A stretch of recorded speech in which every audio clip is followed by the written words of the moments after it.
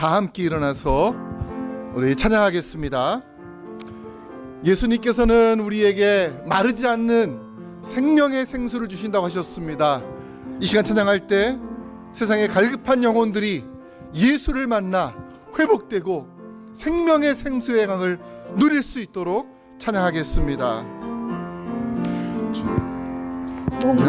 내 영혼 주가 이미 허락한 그 귀한 영생수 주여 갈망합니다.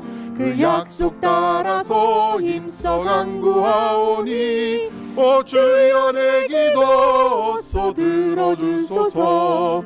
예수의 사랑 예수의 사랑 바다 물결같이 내게 임하니 영광의 물결에 온전히 쌓여서 내 영혼의 기쁨 한량없도다.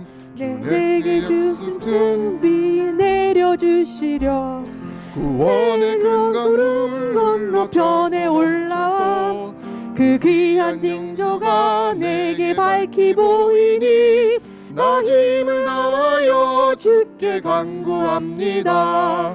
예수의 사랑 예수의 사랑 바다 물결같이 내게 임하니 영광의 물결에 온전히 쌓여서 내 영혼의 기쁨 한량없도다. 은혜의 소낙비 지금 흡족히 내려 구원의 큰 강물 흘러차고 넘쳐서 내 추한 모든 죄 모두 씻어버리니 나 지금 은혜를 충만하게 받았네.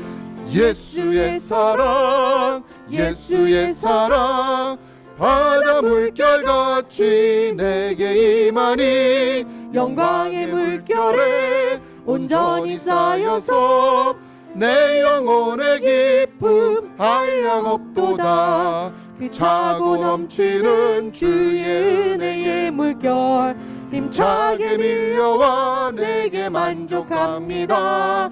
오 할렐루야로 주를 찬송하오니 내 마음의 기쁨이 항상 충만함이라. 예수의 사랑 예수의 사랑 예수의 사랑 바다 물결같이 내게 임하니 영광의 물결에 온전히 쌓여서. 우리 1절과 4절 다시 합니다. 주가 이미 허락한 그 귀한 영생수 주여 갈망합니다. 그 약속 따라서 힘써 간구하오니 오 주여 내 기도 들어주소서. 들어주소서.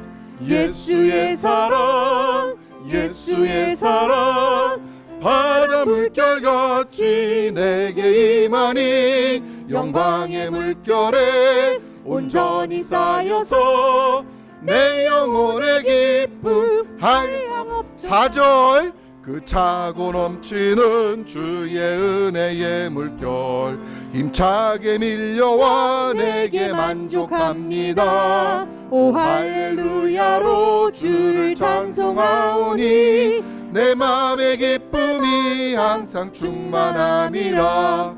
예수의 사랑 예수의 사랑 바다 물결같이 내게 임하니 영광의 물결에 온전히 쌓여서 내 영혼의 기쁨 한량없도다.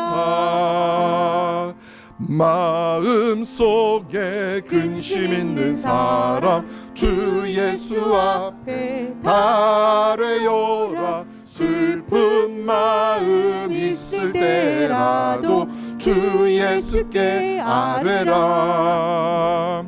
주 예수 앞에 아뢰어라.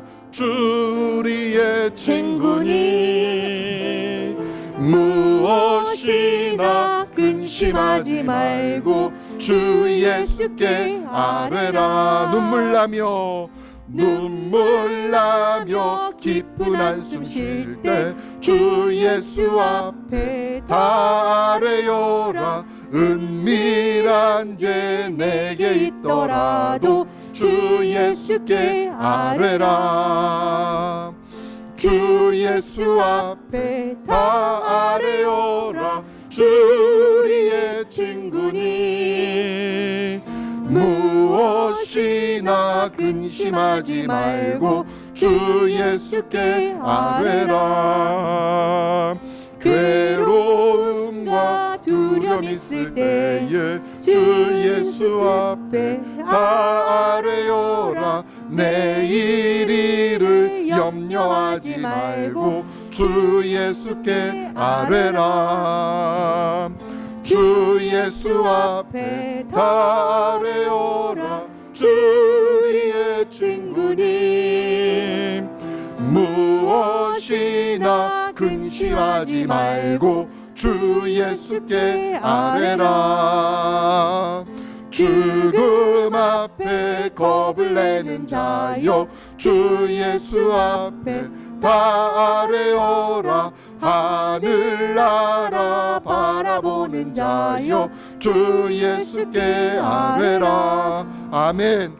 주 예수 앞에 다 아뢰어라. 주리의 친구니 무엇이나 근심하지 말고 주 예수께 주 예수 앞에 주 예수 앞에 다 아뢰어라. 주리의 친구니 무엇이나 근심하지 말고 주 예수께 아뢰라. 아멘, 아멘. 우리 자리에 앉아서 우리 찬양합니다.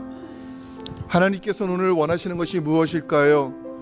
이 세상 가운데에서 우리로 하여금 하나님께 집중하는 것, 세상의 혼탁한 것들 바라보는 것이 아니라 주님 바라보며 나가는 것이라고 우리에게 말씀하십니다. 이 시간 찬양할 때 하나님, 내 두 손을 듭니다. 내 마음을 듭니다. 내 머리를 듭니다. 주님 받아 주시옵소서. 우리 시간 찬양합니다.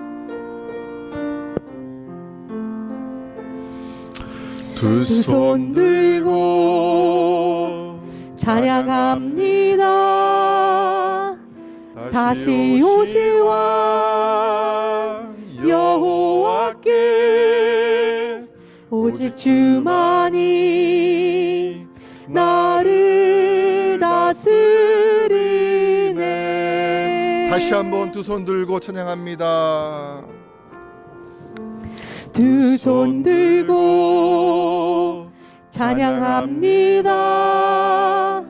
다시 오실 왕 여호와께 오직 주만이 나를 다스리네.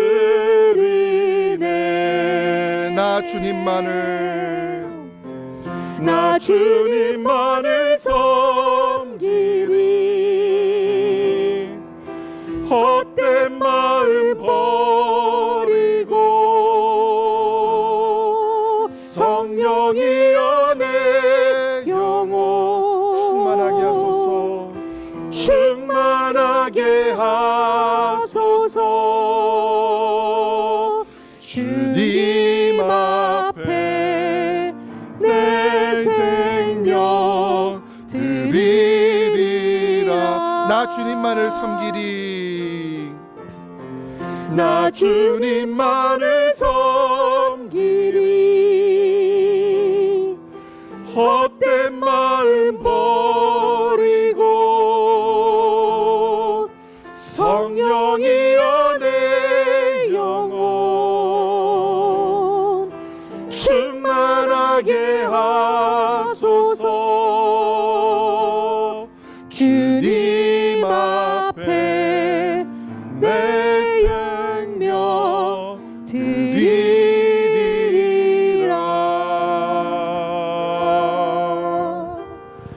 아멘. 이 시간 장경식 장로님 나오셔서 기도 인도해 주시겠습니다. 왕이신 하나님, 하나님의 그 절대 주권과 다스리심을 찬양합니다. 하늘과 땅을 지으시고 저희들의 죄를 대속하시기 위하여 독생자 아들까지도 아낌없이 내어주신 참 신이시며 참 하나님께 존귀와 영광을 세세토록 돌립니다. 아버지 하나님, 죄로 말미암아 죽었던 저희들을 사망에서 생명으로 옮겨주신 것도 말로 표현할 수 없이 감사한데, 저희들을 택한 족속들이라, 왕같은 제사장들이라, 거룩한 나라라, 하나님의 속된 백성이라고 말씀하시니 하나님의 은혜를 생각할 때마다 무한 감사하고 감사합니다. 이곳에 교회를 허락하여 주셨사오니 주님의 몸된 이 교회는 하나님께서 분부한 말씀을 가르치고 지키는 데 힘쓰며 한 생명을 천하보다도 귀하게 여기시는 하나님의 뜻을 받들어 생명 살리는 교회가 되게 하여 주시옵소서. 또한 저희들에게 어두움에서 불러내어 그의 거룩한 빛으로 인도하여 주신 그 하나님의 그 아름다운 덕을 선포하는 그러한 활동적인 교회로 세워주시기를 간절히 원합니다. 전쟁은 하나님께 속하였다고 했는데 곳곳의 전쟁으로 인하여 많은 백성들이 울부짖고 있습니다. 하나님, 불쌍한 영혼들을 굽어 살펴 주시옵시고 주님 간섭하여 주시어서 속히 평화로 이끌어 주시기를 간절히 원합니다. 아버지, 또한 원하옵기는 아버지께서 그동안 우리 많은 성도들의 아픔 고통을 아셔서 치료해 주심을 감사합니다. 그러나 아직까지도 항암 치료로 고통받는 저들을 주님 굽어 살펴 주시어서 아버지, 세상의 의술로 할 수 없다면 죽은 자를 살리시는 하나님, 하나님의 치유의 강선을 비춰주시어서 깨끗하게 나음받을 수 있도록 하나님 치유의 강선을 비춰주시기를 간절히 원합니다. 아버지, 그들의 가족과 우리 온 시온의 성도들이 하나님만 바라며 기도하고 있는 가운데 있사오니 하나님, 저희들의 기도를 들어 응답하여 주시옵소서. 죽고 사는 것은 오직 하나님께 있사옴을 저희들 압니다. 하나님, 우리 시온의 성도들에게 밝은 빛을 비춰주시어서 소망의 하나님을 바라보며 다시금 힘을 얻어 하나님 섬기는 교회를 섬길 수 있도록 우리에게 힘을 주시기를 간절히 원합니다. 이 시간은 또한 목사님을 통하여 말씀이 선포될 때 하나님 성령의 기름을 부어주시어서 우리의 심령 골수를 쪼갤 뿐 아니라 그 말씀이 꿀송이와 같이 달아서 정말로 하나님을 통하여 기쁨과 즐거움으로 살아가는 우리 온 성도들이 될 수 있기를 간절히 소망합니다. 아버지, 또한 열악한 가운데 선교하시는 선교사님들의 건강과 환경을 주님 지켜주시어서 날마다 땅끝까지 주님의 복음이 증거될 수 있기를 간구합니다. 아버지, 저희 교회는 이제 공천위원들이 활동 중에 있습니다. 공천위원뿐 아니라 이 시기에 저희들 하나님께 분부초초 기도하는 시기가 되어서 악한 사탄 틈타지 않도록 주님 주관하여 주시기를 기도합니다. 아버지, 이제 또한 저희들 한 주간 살아갈 때 오직 하나님의 말씀을 가지고 또한 소망을 하나님께만 두며 근신하고 깨어 하나님을 바라보며 살아가는 우리들이 되기로 다시금 이 시간 결정하는 예배의 시간이 될 수 있기를 원하옵고, 마치는 시간까지도 홀로 영광 받으시기를 원하며 우리 주 예수 그리스도 이름 받들어 기도드립니다. 아멘.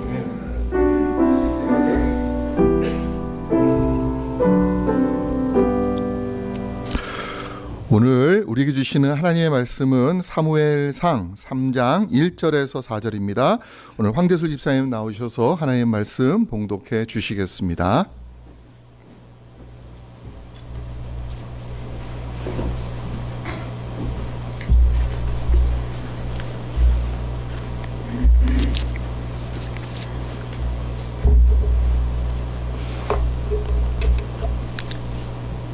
성경 봉독은 사무엘상 3장 1절에서 4절까지입니다.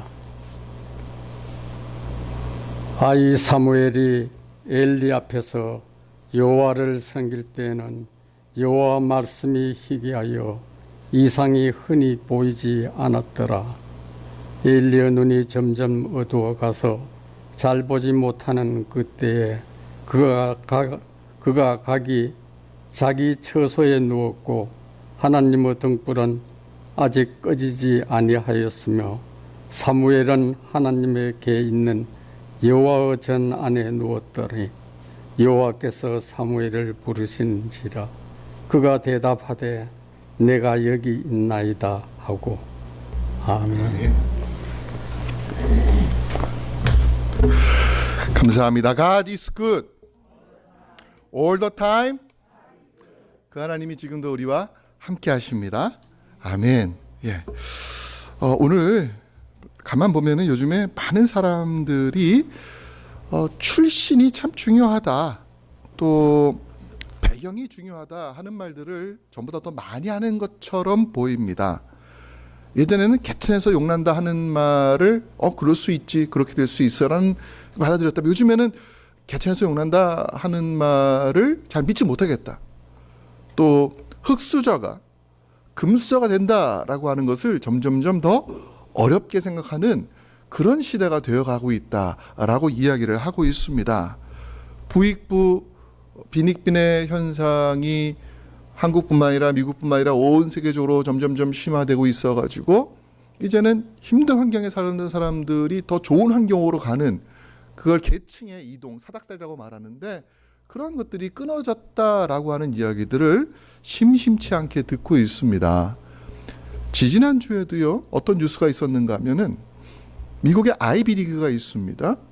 하버드라든지 예일이라든지 또는 그런데 이런 아이비리그에 자기의 자녀를 들여보내기 위해서 부모들이 거액의 컨설팅 비용을 지불하면서 고등학교 때, 중학교 때부터 준비를 하고, 심지어 스펙을 쌓기 위해 가지고 최소한 몇만 불에서 심지어 몇십만 불까지 비용을 들여서 그 아이가 원하는, 가능할 수 있는 그런 단체들을 만들고, 그러면서 그걸 바탕으로 해서 그 학교에 들어간다라고 하는 것들이 밝혀져서 지금 조사하고 있는 과정 가운데 있다, 이런 뉴스를 들었습니다.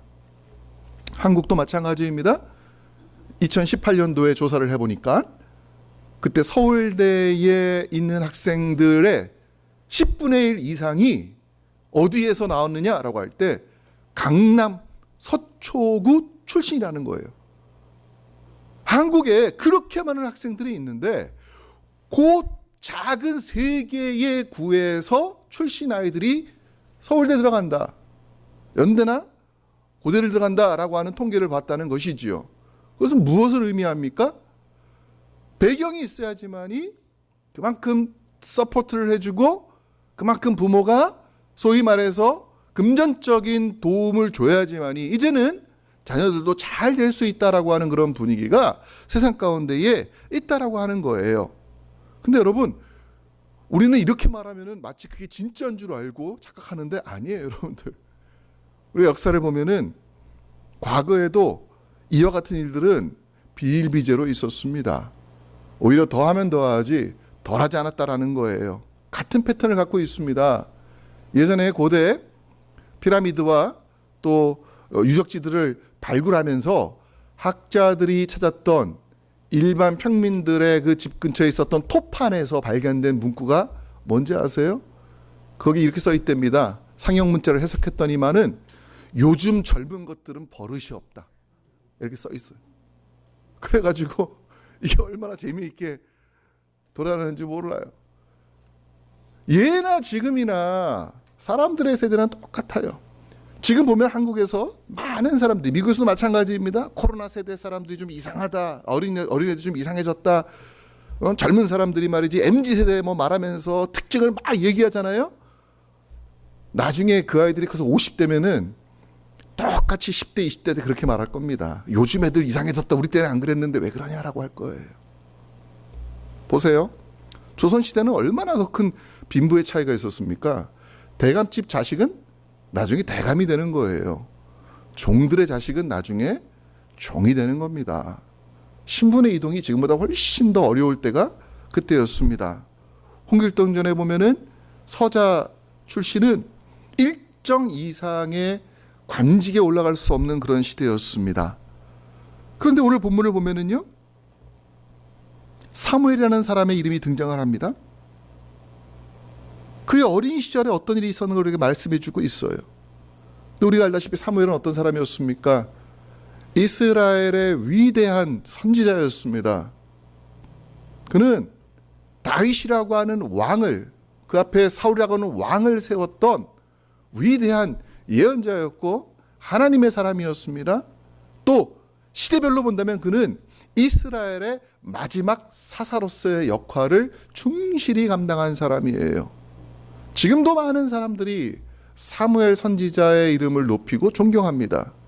그래서 미국에도 보니까 많은 아이들 이름이 뭐예요? 다 샘이에요. 사무엘이라는 겁니다. 그 당시의 사사들은 물론 갑자기 하나님께서 세우기도 하지만 보면은 여러 사사들이 자신의 자식들까지 대를 이어가지고 사사가 되는 경우를 보게 됩니다. 그러니까 사사도 일종의 그 당시에는 부분적으로 세습하던 그런 직분이었다는 것을 알 수가 있습니다.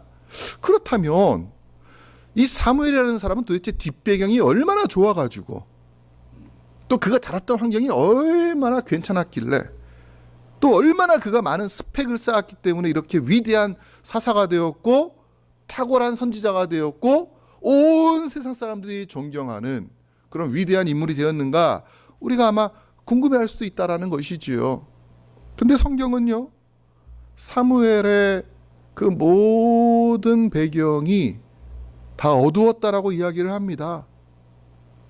그는 그 당시에 가장 힘든 환경에서 자랐고 누구보다 열악한 그러한 상황 가운데에서 그가 자랐다 또 이야기를 하고 있습니다. 우리는 세 가지로 그것을 알 수가 있어요. 첫 번째는 무엇인가 하면 그는 태어나자마자 젖을 떼자마자 어머니의 품을 떠나가지고 멀리 실로라고 하는 곳에 있는 하나님의 집 성막, 그 당시 성막이었습니다. 그 성막에 수종드는 아이로 받쳐진 거예요. 자기가 결정한 게 아니란 말이에요. 태어나자마자 자기 엄마가 했던 서원 때문에 젖을 떼자마자 기억도 없는 상태에서 남의 집에 들어가게 됐다는 것입니다. 입양했다라는 것이지요. 물론 다행스럽게도 그가 학대를 받았다고 하는 정황은 찾아볼 수 없지만 갓난아이가 어머니와 떨어졌다는 것 자체만도 사실은 큰 학대이고 방임이라고 말할 수가 있습니다. 그 자체만 해도 성장 과정에 있어서 엄청난 마이너스를 가져왔다는 것을 알 수가 있다는 것이죠. 게다가 그의 아버지는 두 아내를 두고 있었습니다. 성경을 읽어보면 정황상 이 사무엘의 어머니 한나는 첫 번째 부인이 아니었다는 것이죠. 두 번째 부인이었어요. 그렇기 때문에 남편에게 사랑은 받았지만 그 앞에 있던 분인나라고 하는 첫 번째 부인한테 많은 학대를 받고 조롱을 받았다는 것을 알 수가 있어요. 그리고 그 어머니는 아이를, 사무엘을 실로에 맡긴 다음에 1년에 한 차례씩 가서 예배드리면서 필요한 것을 갖다 주었다라고 말하고 있습니다. 제대로 된 어머니로부터의 양육을 받지 못했다라는 거예요. 태어나면서부터. 오늘날 시각으로 보면 이거는 심각한 아동학대이고 방임이라고 말할 수가 있어요. 성경은 말하지 않지만 어린 시절의 그 사무엘이 이러한 상황 가운데에서 얼마나 많은 방황과 사춘기에 고민들을 했을까 하는 것을 우리가 상상할 수가 있습니다. 가만 보니까 랭카스터에 있는 사운드 앤 사이트 티어터에서 여러 사람들의 그 일대기를 가지고 성경의 인물을 가지고 공연을 하지 않습니까? 근데 사무엘에 대한 공연은 없는 것 같아요. 한번 만들었으면 좋겠어요. 한번 그러한 어렸을 때의 모습을 한번 상상하면서 이 아이가 어떻게 성장했을까라고 하는 부분들을 다룬다면 얼마나 큰 정말로 드라마틱한 그러한 연극이 될 수 있을까, 그런 생각이 들어요. 그의 출신이 화려하지 않았다는 것입니다. 뒷배경이 없다라는 거예요. 그의 성장 과정 자체가 개인적으로는 너무나 힘들고 어려웠다. 오늘날도 가만 보면은 가정들이 많이 해체가 되면서 수많은 아이들이 사실은 사무엘만큼은 아니더라도 부모가 있더라도 때로는 방임을 받거나 학대를 받는 경우가 있고요. 어쩌면은 여기 계신 분들도 성장 과정 가운데 6.25를 지나고서 한국의 산업세대를 거치면서 왔기 때문에 어쩌면은 그런 면에 있어서는 더군다나 미국에 와가지고서 우리가 부모로부터 그렇게 제대로 된 서포트를 받지 못했고 심지어 우리 중에 많은 분들은 지금은 안 그렇지만 과거에 우리 자식들을 보면서 내가 과연 미국에 자랐는가, 이렇게 아이들을 키워도 되는가라고 하는 그런 고민들을 우리는 분명히 한 번씩은 다 했을 거라는 거예요. 그런 면에서 우리는 사무엘의 이야기를 들을 때에 야, 이것이 남의 얘기가 아니구나. 사실은 이것이 우리의 이야기구나. 우리 자녀들의 이야기로구나. 하나님 어떻게 하면 좋겠어요? 나는 부모님께로부터 충분한 도전도 받지 못하고 교육도 받지 못하고 지원도 받지 못하고 어떤 사람들은 학대를 받기도 하고 어떤 사람들은 매질을 당하기도 했을 거란 말이에요. 그런데 나도 자라면서 보니까 우리 자녀들에게 그렇게 잘해준 것 같지 못해요. 하나님, 우리 자녀 어떻게 하면 좋겠습니까? 사무엘을 보면서 우리는 그런 마음을 가질 수밖에 없다라는 것입니다. 그래서 사무엘은 절대로 화려한 출신 배경이 아니었다라는 것. 두 번째로 사무엘의 개인적인 것을 떠나가지고 사무엘의 양육 환경이 사실은 좋지 못했습니다. 비록 내가 친부모로부터 제대로 된 훈육을 받지 못했다 하더라도 미국에는 보면은 많은 포스터 홈이 있어요. 양육 가정들이 있어요. 좋은 양육 가정에 들어가면은 그래도 아이들은 서포트를 받고 교육을 받고 18살 성인이 돼서 집을 나갈 때까지는 그래도 나름대로의 어떤 기술을 배울 수 있는 따뜻한 가정을 느낄 수 있는 환경에 자랄 수 있는 그런 집들이 많습니다. 그래서 비록 부모가 버렸다 할지라도 때로는 부모가 다 돌아가셨다 할지라도 그런 아이들이 따뜻한 환경을 통해서 훈육을 받고 교육을 받아가지고서 나중에 엄청나게 위대한 큰 사람이 되는 경우도 많이 봤습니다. 그럼 사무엘은 과연 그런 가정에서 교육을 받았고 훈련을 받았다고 말할 수가 있을까? 아니에요. 아닙니다. 사무엘이 맡겨진 곳은 엘리라고 하는 그 당시 이스라엘 대제사장의 집이었습니다. 그렇다면 우리는 대제사장이니까 엄청난 마치 기독교로 본다면 어떤 교단의 총회장 같은 것이고 캐톨릭으로 본다면 교황과 같은 것이고 그런 거 아니겠어요? 그런데 이 엘리라고 하는 대제사장은요, 제사장 위치 가운데서 가장 높은 곳에 있고 또 특권이 있습니다. 아무도 못 들어가는 지성소에 자신이 1년에 한 차례씩 들어가서 백성의 죄를 속할 수 있는 그러한 권한이 있었습니다. 그런데 성경은 뭐라고 말하느냐라고 할 때 결코 그의 집이 좋았다고 말하지 않는다는 것이지요. 2절에 보면은요, 이렇게 말합니다. 엘리의 눈이 점점 어두워져 가서 잘 보지 못하는 그때에 라고 말하고 있습니다. 엘리의 눈이 점점 어두워져 간다. 물론 나이 드신 분들은 이것이 무슨 말인지 이해할 거예요. 젊었을 때는 2.0 막 뭐 다 보이더니만은 나이가 들면 들수록 우리의 시력은 자꾸만 약해집니다. 그래서 엘리가 나이가 들었나 보다라고 말할 수가 있습니다. 근데 성경은 그렇게 단순하게 말하지 않습니다. 엘리의 보이는 눈만 어두워져 가는 것이 아니라 엘리는 영적으로도 어두워져 가는 사람이었다라고 하는 거예요. 그의 육신의 눈이 어둡다는 뜻도 있지만 성경은 그가 하나님의 이상을 보기에 또 하나님의 계획을 보기에 그가 너무나도 잘못 가고 있다라고 이야기합니다. 영적인 눈이 멀었다라는 거예요. 영적인 눈이. 심하게 말하면 그는 타락해 가는 과정 가운데 있었다라고 말할 수가 있습니다.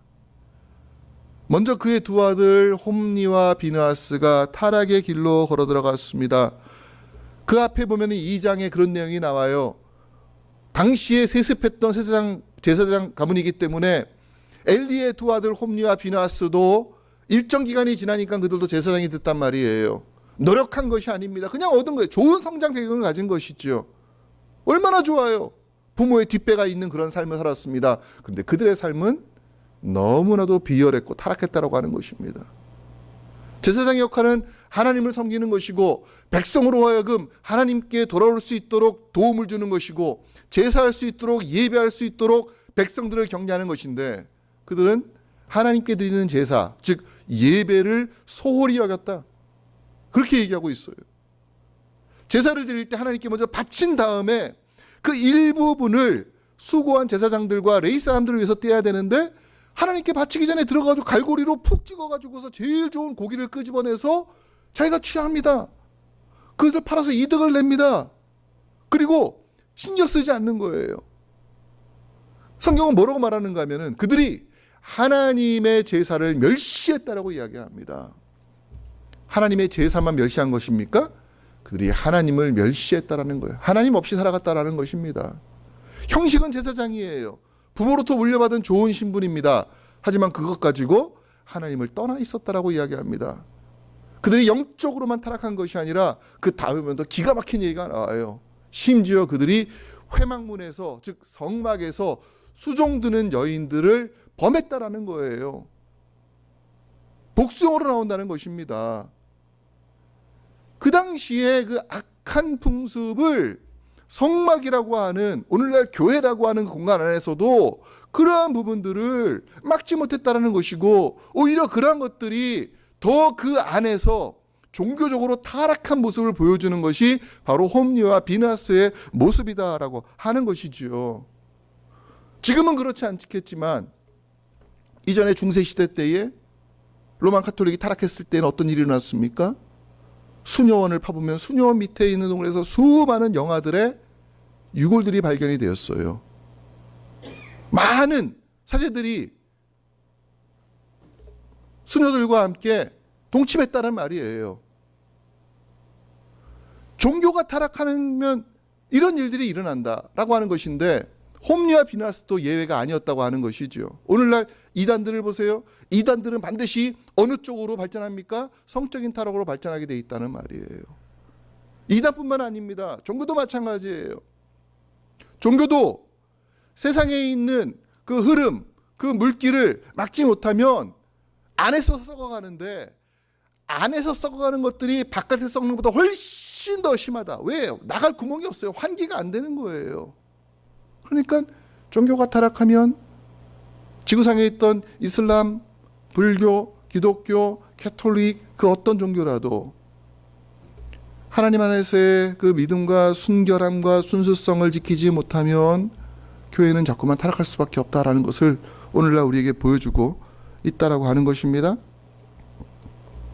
문제는 대제사장이었던 그의 아버지 엘리가 그들에 대해서 제재를 가하지 않았다라는 것입니다. 그냥 성경에는 뭐라고 말하는가 하면 아버지로서 아들에게 하는 거예요. 얘들아 그러지 말아라. 이걸로 끝났다라는 거예요. 사실 그들은 공적인 자리에 있었고 공적인 책임을 져야 되는 자리에 있었습니다. 그렇기 때문에 엘리가 비록 그들이 자신의 자녀들이라 할지라도 하나님의 법에 의해 가지고 그들을 제재를 가해야 됐었는데 그러지 않았다라는 것입니다. 그럼 무엇을 말하는 거예요? 엘리도 이미 그러한 일에 습관화되어 버렸다라고 하는 것입니다. 무감각해졌다라는 거예요. 죄가 이젠 더 이상 죄로 보이지 않는 그러한 시대가 사사시대였다라고 하는 것입니다. 그래서 사사시대는 어떤 시대라고 말합니까? 하나님을 떠난 시대. 그 당시에 왕이 없으므로 사람들이 각자 자기 소견대로 행하던 시대가 사사시대라는 거예요. 여기서의 왕은 누구를 말합니까? 하나님을 말하는 거예요. 그들은 그들 마음 가운데에 하나님을 두지 않았다. 근데 사무엘이 어느 가정에서 자랐다고요? 이 엘리 대제사장의 가문에서 자란 거예요. 대제사장 엘리는 자녀들에게 신경 쓰지 않는 부모였습니다. 아버지였습니다. 그들의 형제들이라고 할 수 있는 홈리와 비나스는 악한 길로 가고 있습니다. 여러분 우리가 미국 살면서 그런 모습들을 많이 봤을 거예요. 얼마나 양육하는 가정이 중요한가. 열악한 환경에서 자라나는 많은 청소년들이 마약이나 총기나 폭력이나 매춘이나 이러한 범죄에 금방 노출된다는 걸 우리가 다 보고 있지 않습니까? 참 이상해요. 좋은 것, 선한 것은 다른 사람한테 전달되는 게 너무 어렵고 노력하자면 안 되는데, 악한 거는 보기만 해도 그 자리에만 있어도 쉽게 물들어 버립니다. 그런 가정 환경에서 누가? 사무엘이 자라고 있었다. 세 번째로, 개인의 어려움, 가정의 어려움뿐만 아니라 그가 살던 시대가 너무나 악한 시대였어요. 타락한 시대였습니다. 1절 말씀 보세요. 1절 말씀 보니까 아이 사무엘이 엘리 앞에서 여호와를 섬길 때는 여호와의 말씀이 어떻다고요? 희귀하다. 이상은 어떻다고요? 흔히 보이지가 않았다라고 말합니다. 여호와의 말씀이 희귀하다라는 것은 하나님께서 이제는 더 이상 이스라엘 백성들에게 말하지 않았겠구나라고 우리가 알 수 있겠지만, 달리 말하면 사람들이 하나님께서 말씀하셔도 이제는 더 이상 들으려고 하지 않는 시대가 되었다라는 것입니다. 왜요? 하나님은 언제나 말씀하시는 분이셔요. 하나님은 여전히 그 자리에 계신 분이십니다. 하나님은 찾고 또 찾으시는 분이라는 것을 우리가 지난주에 알았습니다. 근데 사람들이 관심을 갖지 않아요. 그러니 하나님의 말씀이 희귀할 수밖에 없다. 사람들이 귀를 닫고 이제는 그 말씀을 받아들이려고 하지 않는 시대가 되었다라는 것입니다. 그 다음에 뭐라고 말합니까? 이상이 흔히 보이지 않았다라고 말합니다. 이상이라는 말은 영어로 비전을 말하는 거예요. 근데 비전은 단지 눈으로 보는 것, 어떤 꿈, 이걸 말하는 것이 아니라, 여기에서 말하는 이상 히브리어 하조는 눈으로 보는 능력을 떠나가지고서 꿈과 소망을 의미하는 거예요. 이 소망은 인간의 소망이 아니고 하나님의 소망을 말하는 특별한 단어입니다. 하존, 하나님의 계획하심과 하나님의 소망하심이 이스라엘 사람들에게는 드러나지 않았다라는 거예요. 그 당시 이스라엘 사회가 어떤 사회였습니까? 사사시대였어요. 자기 속에 옳은 대로 행했습니다. 하나님 말씀하셔도 하나님 말씀하시는 것 듣지 않는 시대였습니다. 얼마나 안 들었는지 아세요, 여러분들? 사사시대 때 하나님을 외면했던 사람들이 그 다음에 왕들이 세워집니다. 다윗도 세워지고 또 요시아도 세워지고 히스기야도 세워지고 좋은 왕들도 있었지만은 므낫세라든지 요아스라든지 얼마나 많은 악한 왕들이 있었습니까? 근데 나중에 히스기야 시대 때 성전을 다시 재점검하다가 그때 율법책이 나오는 거예요. 그거 보면서 사람들이 우리가 이렇게 살면 안 되는데, 야, 이 말씀이 이렇게 있었는데 우리가 몰랐구나 하고서 회개하는 장면이 나와요. 이게 무엇을 의미합니까? 이스라엘 사람들이 오랫동안, 아주 오랫동안 하나님 말씀 신경 안 쓰고 자기들 마음대로 살았다라는 것을 의미하는 것입니다. 하나님 말씀 들으려고 하지도 않고 찾지도 않았다는 그런 시대를 의미하는 거예요.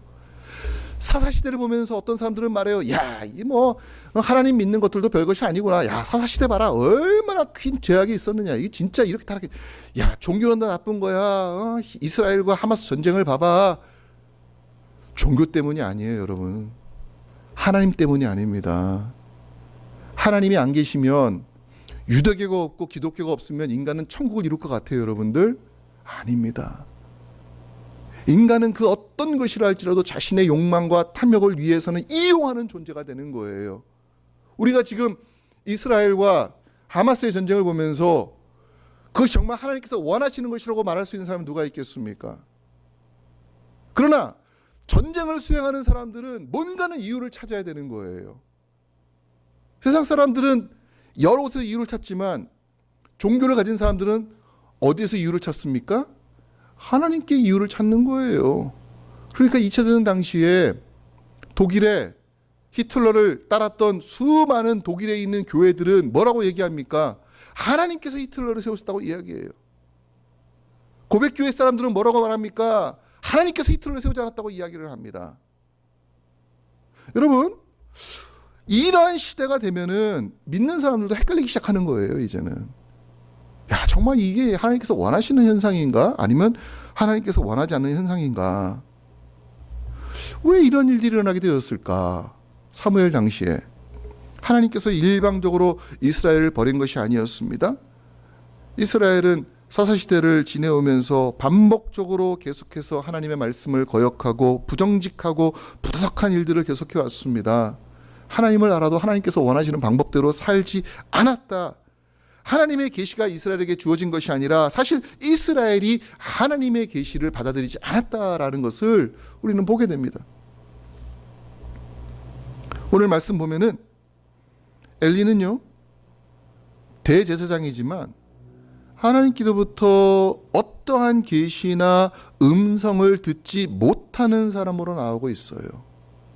사무엘상 3장을 쭉 보시면은 사무엘은 음성을 들어요.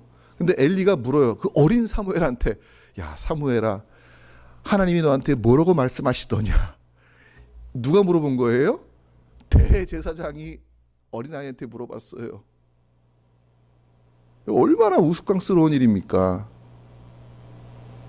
또 어떻게 보면 뻔뻔한 일이에요. 근데 그런 생각도 해봅니다.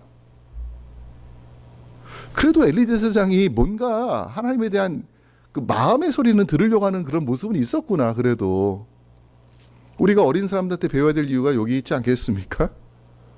우리가 어린 사람들을 존중하고 그들의 목소리에 청종할 수 있는 이유도 여기에 있어요. 육신으로뿐만 아니라 때로는 우리도 그렇게 될 수 있다는 거예요. 신앙생활 오래 할수록 신앙생활을 적게 하신 분들의 이야기를 듣는 것도 유익하다 하는 생각이 들어요. 왜? 우리도 모르는 사이에 타성에 젖을 수 있거든요. 우리는 이미 옛날에 많이 들었기 때문에 이제는 더 이상 안 들어도 이제 내 힘으로 할 수 있다라고 하는 그런 생각을 할 수 있는 가능성이 많기 때문이거든요. 엘리는 물어요, 사무엘한테. 근데 이 말씀 읽으면서 오늘 우리가 사는 세상을 한번 보세요. 딱 이와 같지 않은가? 딱 이 모습이 아닌가 하는 생각이 들지 않습니까? 사람들은 더 이상 하나님의 말씀을 통해서 이 땅에 있는 모습들을 진단하고 분석하려고 하지 않습니다. TV를 통해서, 인터넷을 통해서 세상의 소식을 듣고 어떻게 하면 인간이 잘 살 수 있을까? 어떻게 하면 개인적인 성공과 자신이 속한 단체가 번영을 이룰 수 있을까? 거기에만 골몰하는 것 같아요. 사사시대와 같습니다. 하나님을 떠난 시대가 되었고 교회들은 힘을 잃고 있고 사람들은 하나님의 말씀 듣기를 싫어합니다. 예배 드리는 것도 가볍게 여기기 시작합니다. 세상의 행락과 쾌락에 대해서는 그럴 수 있는 거 아니야. 온갖 것들을 다 받아들여요. 온갖 것들을. 성경은 이것을 뭐라고 얘기하는가 하면 영적 간음이라고 이야기합니다. 하나님을 섬기지 않는 것을, 하나님 대신 다른 것들을 섬기는 것을 영적인 간음이다, 우상 숭배라, 그렇게 말하고 있어요. 여러분들 한번 오늘날의 이 시대를 한번 보시고 주위를 둘러보세요. 하나님 말씀이 사람들에게 환영을 받고 있습니까? 아니면 배척을 받고 있습니까? 코비드로 사람들이 움직이지 못하게 되니까 한 가지 좋은 점이 생기더라고요. 사람의 탐심이 드러나는 거예요. 사람의 욕심이 드러나는 겁니다. 코비드 때문에 공장이 멈추고 자동차가 다니지 않으니까 어떤 일이 났어요? 뿌옇던 하늘이 너무나 맑아지는 거예요. 세계 최악의 매연 도시가 어딘지 아시죠, 여러분들? 인도의 뉴델리하고 북경의 베이징이잖아요. 그런데 코비드 기간 동안에 그 나라들의 황사가 걷히고 하늘이 맑아지면서 청정한 하늘이 됐다라는 것입니다. 지금은요, 다시 똑같이 돌아갔어요. 이것은 무엇을 보여주고 있어요? 인간이 뭔가를 하면 할수록 세상이 좋아질 것 같지 않다라는 것이지요. 우리가 열심히 하면 할수록 잘 될 것 같지만 그렇지 않다라는 것을 우리에게 보여주고 있는 증거다 하는 것입니다. 무엇보다 코로나가 끝나는 시기에 우연히 터진 것이 뭐예요? 러시아가 우크라이나를 침략했어요. 코비드가 이제는 다 잠잠해지고 이제 독감이 더 위험하다고 하는 말이 되니까 이제는 어떤 전쟁이 일어납니까? 하마스가 이스라엘을 공격합니다. 이것들이 정말 우연이라고 말할 수가 있을까? 너무나 절묘하게 이러한 모든 일들이 마치 계획된 것처럼 톱니바퀴와 같이 이어지는 모습들을 보면서 우리가 정말 말씀을 배척할 시대에 살고 있느냐, 하나님의 말씀이 그렇게 가볍게 취급받을 수 있는 시기인가라는 것을 생각하지 않을 수가 없다는 것입니다. 다시 말씀으로 돌아가서 우리는 사무엘이라는 사람이 가정적으로, 그의 환경적으로, 그의 시대적인 상황 가운데에서 결코 유익을 얻고 도움을 받아가지고서 위대한 선지자가 되었고 사사가 되었던 것이 아니라는 것을 우리는 알게 되었습니다. 사무엘이 사실은 이런 환경이라면 등장할 수 없어야 됩니다. 콩 심은 데 콩나고 팥 심은 데 팥난다고 하는데 사무엘의 상황을 보면 이건 도저히 그가 위대한 인물이 될 수 있을까 고민할 수밖에 없는 그런 상황이에요. 근데 여러분 보세요. 성경은 가장 어두움이 심하게 끼어 있는 그러한 상황에서 오히려 소망이 있다. 소망은 그냥 나오는 것이 아니라, 평범한 상황에서 나오는 것이 아니라 오히려 가장 어두워야지만 가장 빛을 내는 것이 바로 소망이라는 것을 우리는 보게 됩니다. 그것이 3절 말씀에 있습니다. 3절에 보면은요, 인간이 하나님을 찾지 않을 때에 하나님께서는 어떻게 인간을 찾아오시는지를 말씀해 주고 있습니다. 귀먹고 눈 멀어버린 엘리에게 찾아오신 것이 아니라 사람들이 관심 갖지 않았던 사람, 사람들이 위태하게 보았던 사람, 아직 너무 어려가지고서 제가 뭘 할 수 있을까, 어쩌면은 사람들이 절망이라고 이름 붙일 수밖에 없었던 그 사무엘에게로 하나님께서 찾아오셨다라는 거예요. 가장 어두운 순간에 찾아왔다는 것입니다. 이러한 소망을 담은 구절이 3절입니다. 거기 이렇게 써 있습니다. 하나님의 등불은 아직 꺼지지 아니하였으며 사무엘은 하나님의 교회 위에 있는 여호와의 전 안에 누웠더니라고 말합니다. 이 구절에서 가장 중요한 말씀이 무엇입니까? 하나님의 등불은 아직 꺼지지 아니했다라는 거예요. 하나님의 등불이 아직 꺼지지 않았다. 사람들은 이젠 더 이상 소망이 없을 것 같아요. 너무나 어두워졌어요. 우리 힘으로 할 수 있는 것이 없어요. 이제는 절망밖에 없어요라고 하는데 성경은 뭐라고 말한다고요? 하나님의 등불은 아직 꺼지지 않았다라고 말합니다. 저는 이것이 우리에게 주시는 소망의 말씀이라고 생각을 합니다. 오히려 어두우면 어두울수록, 칠흑 같은 밤이 될수록, 아무것도 보이지 않을수록 등불은 더 밝게 빛나는 것을 보게 됩니다. 하나님의 존재하심과 하나님의 돌보심이 아직 꺼지지 않았다라는 거예요. 하나님께서 우리를 버리지 않았다라고 하는 것입니다. 더 잘 보이는, 더 뚜렷하게 보이는 그러한 상황을 우리에게 보여주고 있습니다. 밤이 깊다고 두려워하고 원망하기보다는 그럴 때일수록 우리는 더 밝게 빛나는 하나님의 등불 붙잡고 나가야 될 줄로 믿습니다. 게다가 그 캄캄한 그 작은 공간 안에 누가 있었습니까? 어린 사무엘이 있었어요. 어린 사무엘이 그 밤에, 무서운 밤인데도 불구하고 성막을 떠나지 않고 하나님의 헛개 근처에서 그가 잠을 자고 있었다라고 하는 것입니다. 이 시기에 사무엘 참 볼품없습니다. 작습니다. 불안합니다. 자기를 지킬 만한 힘도 없습니다. 세상 물정 모르는 사람이에요. 주변 환경 너무나 나쁩니다. 온전히 돌봐줄 수 있는 사람이 없어요. 그런데 하나님께서 그를 불러주셨다라는 것입니다. 우리가 이 말씀을 통해서 깨닫는 것이 무엇입니까? 하나님께서는 하나님의 일을 수많은 사람을 통해서, 세상을 통해서, 대제사장과 같은 사람을 통해서 이루시는 것이 아니라 하나님께서는 작고 여리다 할지라도 하나님 곁에 있는 사람들을 불러주신다라고 하는 거예요. 겸손하게 하나님과 동행하기를 기뻐하는 사람, 묵묵히 주님이 원하시는 일을 감당하기 원하는 사람, 바로 그 한 사람 한 사람을 통해서 하나님 나라를 세우시고 회복하시고 성장하신다라는 것입니다. 우리 각자가 비록 여러 가지 이유로 연약해 보입니다. 이 시대가 너무나 어두워 보입니다. 하나님의 말씀은 흔히 보이지 않습니다. 이상도 보이지 않는 시대가 되었습니다. 그런데 하나님의 전을 사모하는 사람, 하나님의 법궤 뭐예요? 말씀이잖아요. 그 말씀 가까이 있는 사람을 하나님께서는 자꾸 부르신다는 것입니다. 자기의 큰 편안하고 안락한 침대가 있는 장막에 거하던 엘리 제사장을 부르지 않았어요. 어쩌면 흙바닥에서 겨우 이불 하나 덮고 자고 있었던 그 어린 사무엘을 하나님께서 부르셨다라고 하는 것은 오늘 우리가 어떤 사람이라는 거예요? 우리도 하나님의 부르심을 받을 수 있는 사람이다. 그러면 이 시대 가운데서 오늘 우리가 이 말씀을 통해서 나는 무엇하는 사람이 되어야 될까? 나는 어떤 사람이 되어야 될까? 오늘 말씀해 보니까는 하나님의 등불은 아직 꺼지지 않았다라고 말하지요. 등불을 켜면은, 촛불을 켜면 시간이 지나면 자연적으로 꺼질 수밖에 없어요.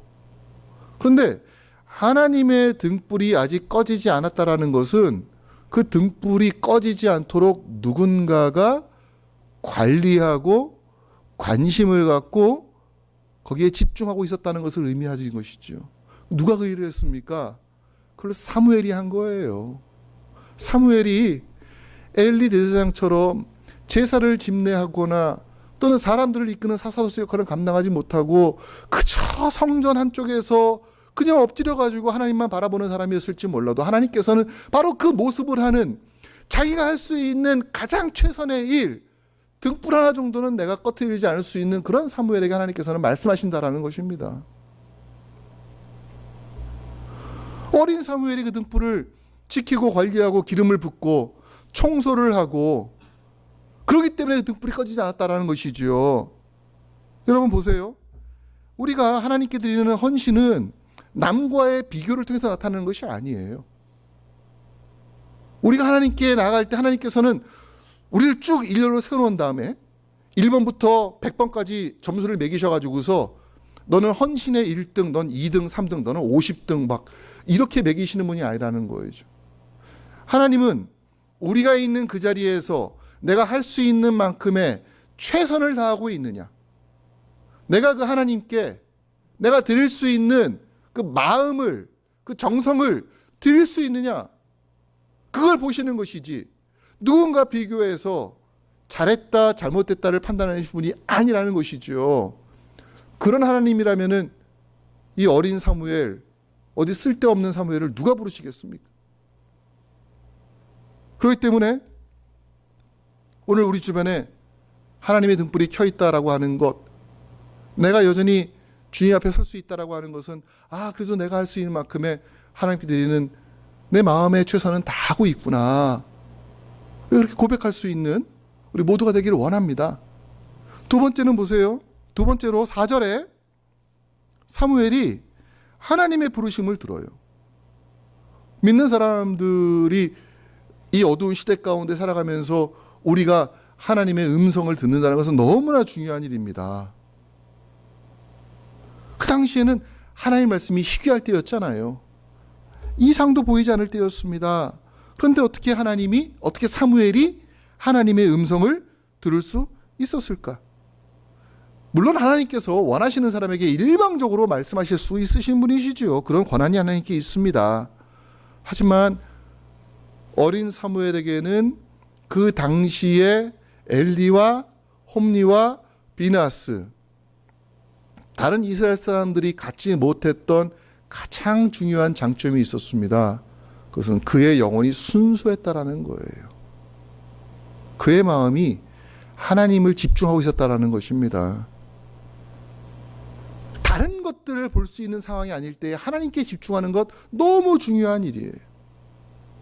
세상에 있는 많은 것들을 보면서 이건 내가 고칠 수 있는 것이 아니야, 이건 너무 어두워지고 있어, 이렇게 되면 큰일 날 거야, 100번 말해봤자 우리가 바꿀 수 있는 것이 없어요.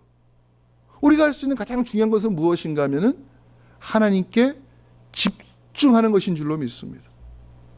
하나님의 음성에 집중하는 거예요. 하나님의 말씀에 집중하는 것입니다. 사무엘은 어디에 거했다고 말합니까? 성막 안에 거했다고 얘기하고 있어요. 그것이 지성소 아니었는지 어린 사무엘이었기 때문에 성소였는지 저는 성소라고 생각하고 있습니다. 그러나 그가 성막 밖을 떠나지 않고 있었다는 것, 하나님의 집 울타리 안에 있었다라는 것이 얼마나 좋은 기회인지, 얼마나 중요한 기회인지. 하나님의 집을 떠나시면 안 된다는 거죠. 하나님의 말씀을 떠나시면 안 된다라는 거예요. 하나님께서는 그 안에 있는 사람을 부르시고 찾으신다는 것을 우리에게 보여주고 있습니다. 오늘 우리가 세상에 있는 많은 것들에 집중하면서 왜 하나님 음성이 안 들리는지 모르겠어요. 너무 바깥 일에 바쁘게 살아가면서 말씀 한 자 안 보면서 하나님께서 정말 살아계시는가, 말씀하시는가, 이런 얘기 해봤자 아무 소용이 없다라는 것이지요. 마치 그것은 무엇 같으냐, 사람들이 잔뜩 몰려있는 시장 가운데 서가지고서 왜 너 나한테 큰 소리를 얘기하지 않고 왜 말하는데 내가 못 듣고 있냐고 하는 거 똑같은 거예요. 정말 내가 들어야 될 사람의 말이라면 우리 어떻게 합니까? 그 시장을 벗어나야 돼요. 그 분잔 장소를 벗어나야 됩니다. 그를 모시고 그를 데리고 골방에 들어가서 아까 나한테 얘기하는 것이 뭐였냐고 물어봐야 되는 거예요. 예수님께서는 우리에게 기도할 때 어떻게 하라고 말씀하십니까? 너희가 시장에 나가가지고 사람들 보는 데서 손 올리면서 금식하면서 나 이렇게 잘 믿는 사람이라고 그렇게 선포할 필요가 없다라는 거예요. 하나님은 그렇게 안 해도 들으신다고 합니다. 어디에서? 골방에 들어가서 은밀한 곳에 계시는 너의 하나님과 기도하라, 대화하라 말씀해주고 있어요. 근데 우리는 자꾸만 골방에 들어가지 않으려고 합니다. 자꾸만 밖에 나가가지고서 뭔가를 하려고 해요. 그러면서 우리는 자꾸 왜 하나님께서 나에게 말씀 안 하시지, 말씀 안 하시지. 말씀을 해도 못 듣는 것이죠. 하나님께 우리가 집중하기를 원합니다. 아무리 세상에 많은 온갖 뉴스와 소식이 있고 철학이 있고 이론이 있고 사상이 있다 할지라도 계속 바뀌잖아요. 계속 세상이 변하잖아요. 그거 쫓아갈 수가 없습니다. 따라갈 수가 없습니다. 그러나 우리가 변하지 않는 것에 붙잡을 때, 변하지 않는 것에 마음을 둘 때에, 하나님의 말씀에 집중할 때에 우리가 어떤 유익이 있어요? 흔들리지가 않아요. 우리 중심이 흔들리지가 않습니다. 어떻게 사무엘이 출생 환경, 가정 환경, 시대 환경이 그렇게 열악했음에도 불구하고 그가 위대한 사사가 될 수 있었냐라고 말한다면은 주위 사람들은 다 바뀌고 흔들리잖아요. 근데 사무엘은 어떻습니까? 하나님께 집중했단 말이죠. 하나님의 말씀만을 붙잡고 나아가는 사람이었다는 것입니다. 얼마나 중요한 것인지 몰라요. 오늘 우리가 이 땅 가운데 살면서 별의별 소리 다 들을 겁니다. 오늘날 교회가 어떻다, 예수 믿는 사람이 어떻다, 그렇게 믿는다고 해서 떡을 주냐 밥을 주냐, 무슨 말을 들어도 우리 속에 뭐가 있어야 돼요? 우리 속에는 하나님의 등불밖에는 소망이 없습니다. 하나님께 나가는 것밖에는 우리에게는 희망이 없습니다. 그 믿음을 가지고 있어야지만이 이 땅 가운데서 흔들리지 않는 믿음의 삶을 살아갈 수 있는 그런 사람이 될 줄로 믿습니다. 세 번째로 우리가 사무엘의 모습을 통해서 깨닫는 것이 무엇입니까? 소망은요, 역설적이게도 소망이 없을 때 비로소 의미를 갖는다는 것입니다. 소망은요, 소망이 많을 때의 의미가 없어요. 소망이 없는 세상이 돼야지만이 의미가 있습니다. 캘리포니아에서 물이 더 귀할까요? 메릴랜드에서 물이 더 귀할까요? 물은 어디가 많아요? 메릴랜드가 엄청, 캘리포니아를 안 가셨나 보다. 캘리포니아는요, 여름에 물을 못 틀어요. 잔디에 물을 못 줍니다. 흘러나오면은 벌금 물어요. 물이 귀해요. 이 메릴랜드는 어제도 비가 오고 계속 비 오니까 물 귀한 줄을 모르는 것 같은데, 소망도 마찬가지입니다. 세상의 소망이 사라질 때에 그때 비로소 하나님에 대한 소망을 빛을 발할 수밖에 없습니다. 왜 하나님께서 그 당시에 쟁쟁한 권력자들, 제사장들, 지휘관들이 있지만은 왜 어린 사무엘을 부르셨습니까? 소망을 보는 사람이기 때문이에요. 모세가 왕궁에 있을 때에, 권력을 얻었을 때 하나님 부르셨습니까? 그가 모든 것을 내려놓고 포기하고 광야에서 40년 동안 살 때에 그때 하나님께서 부르셨습니다. 저는 이 시대가